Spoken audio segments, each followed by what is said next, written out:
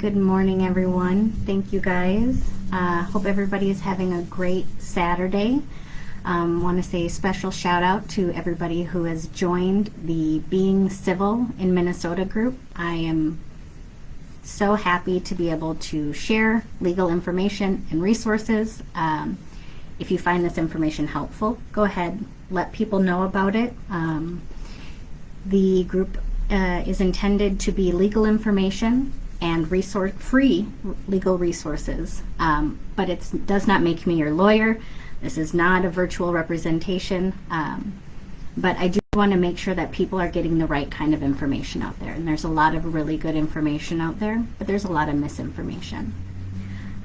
So who the heck am I to talk about this stuff? Well, my name is Meghan Maes, and I'm the owner of Maes Law, and I practice in Mankato, Minnesota. I do family law, and this is a place where we can talk about legal issues impacting individuals and families in Minnesota. I've been getting lots of questions in the group, so thank you everybody who has participated and asked questions.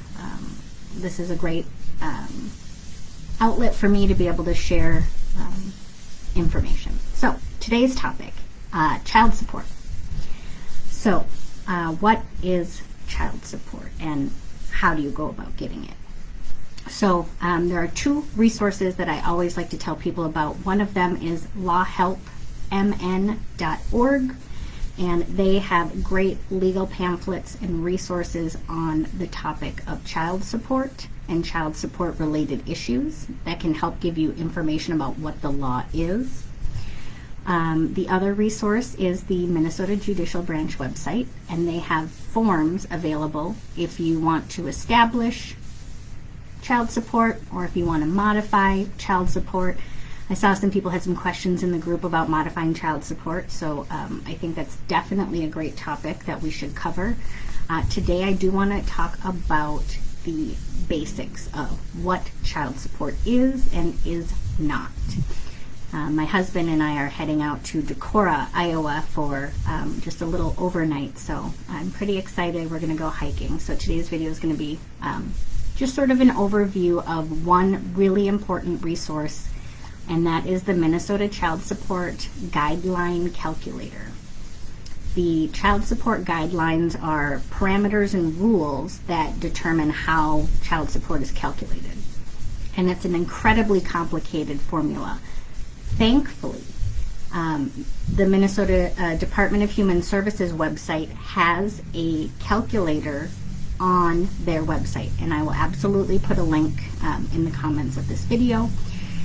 If the child support laws have changed as of January 1st of 2023, so when you go and you use the child support calculator, you will want to make sure that you are using the right calculator. So what kind of information goes into a child support calculation? Most commonly understood is income from wages. So if you have a job and you get a paycheck, the court would include all of your gross income, meaning you don't take out any taxes or deductions from the number. You put the number as is before any deductions, and that is the number that the child support calculator uses to calculate support. If there aren't traditional wages or a W-2 job, you can look at periodic payments. Periodic meaning more than one, and regular payments. Those can be things like spousal support, workers' compensation, unemployment benefits, military, disability, and then there is my least favorite kind of income, which is income from self-employment. Income from self-employment is not calculated based on gross income because that's now not how business income is determined. And so there's a lot of issues with a parent trying to minimize income for a self-employment business. So there are certain things that a court will not deduct from that it would normally deduct for taxes. Okay, So that's great. If they have a job, great. If they have unemployment, great. Sometimes people are seasonal employees, so they'll have an income for part of the year, but they'll collect unemployment for the other part of the year.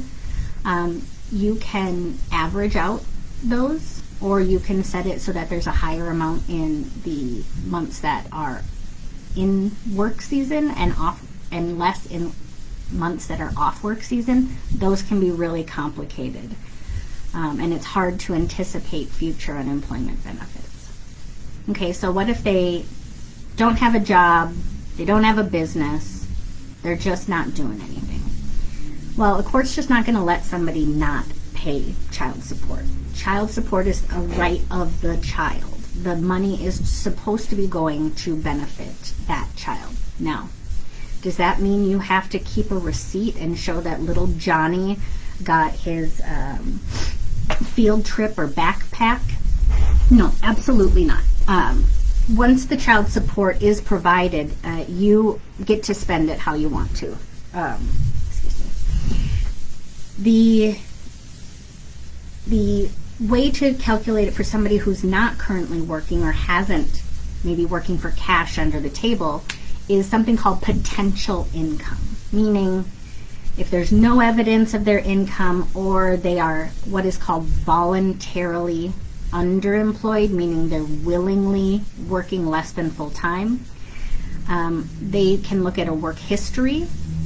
They can also do something called impute income, which basically the courts say everybody can work 30 hours a week, minimum wage. If the state or federal one is higher, Minnesota wants the higher one used. Right now, I think Minnesota is higher. We have a minimum wage of $10.85 for large and $8.85 for small, I think.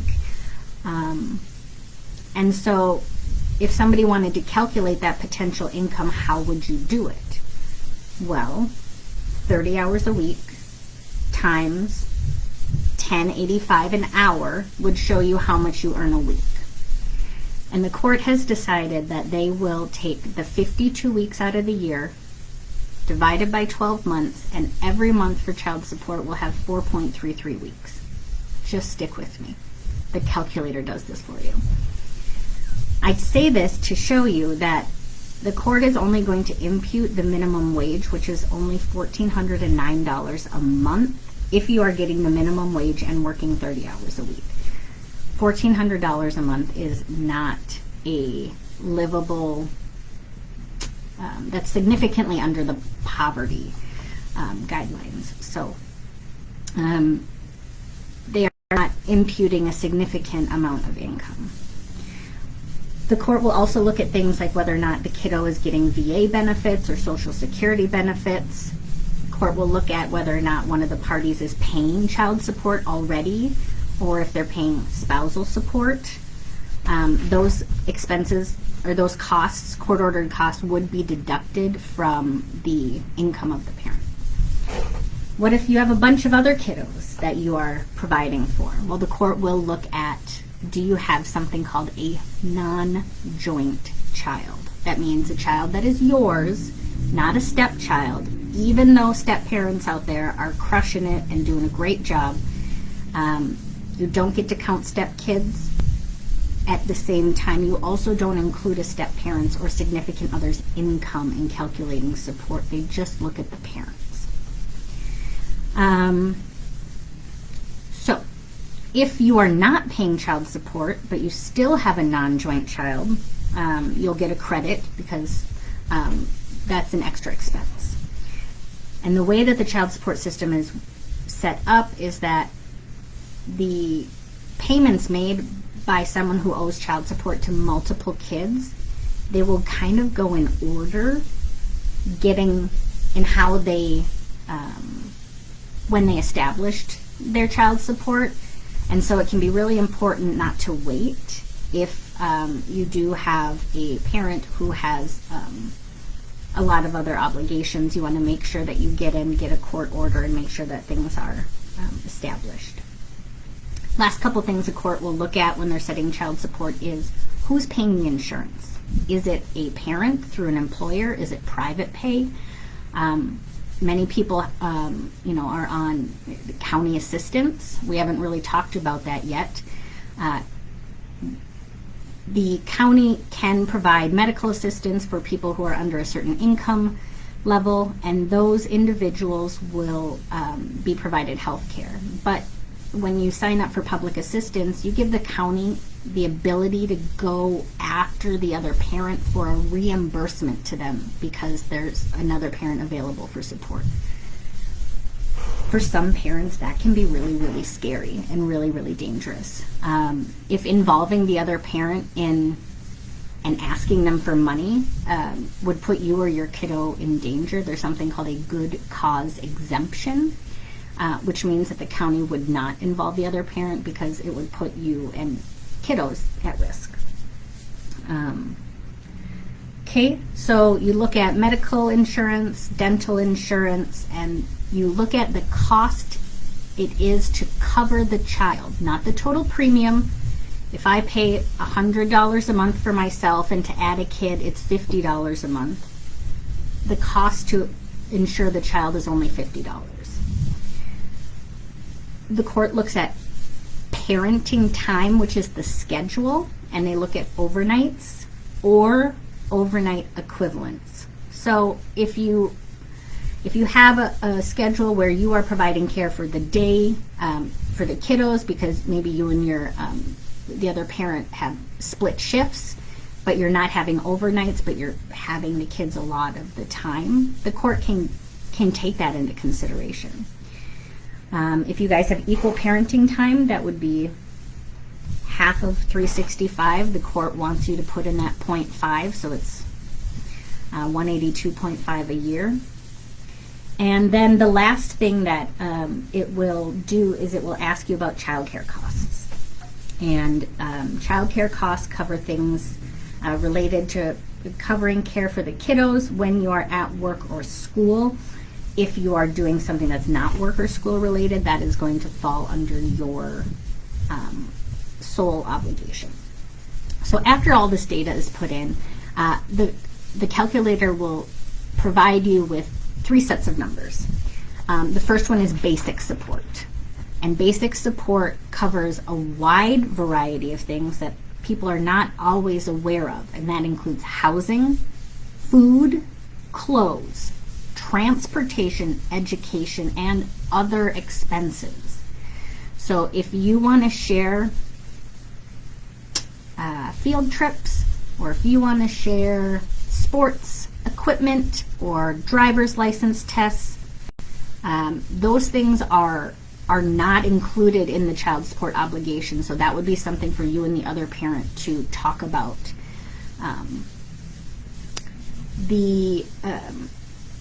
The premium is one part of it, but what about the costs on top of that? If you go and you have to pay a deductible every time you go to the doctor. Based on the income you put into that calculator, the calculator will determine what your percentage of those costs will be, and that's based on your income. So if you have double the income of the other parent, you're likely going to pay double the costs of anything out of pocket not covered by insurance. One of the questions I get quite often is, all right, I have a child support order, they're not paying. What can I do if they don't pay? I can withhold the children. No, you cannot. The duty to pay child support is separate than what is the court-ordered parenting time schedule. Now, if somebody isn't paying, there are things that you can do about it. You could file contempt, where they could take their license or maybe put them in jail. But I've seen people out there with $70,000+ in back child support owed, and there's just not the resources out there to go and arrest every one of these individuals. So there are ways that you can take that issue to the court, and those forms are found on the Minnesota Judicial Branch site. So That is what I had to talk about today. Thank you so much for showing up. If you have comments and weren't able to join me live, go ahead and post them on the video and I will answer them when I can. All right, have a great Memorial Weekend, everybody. Take care.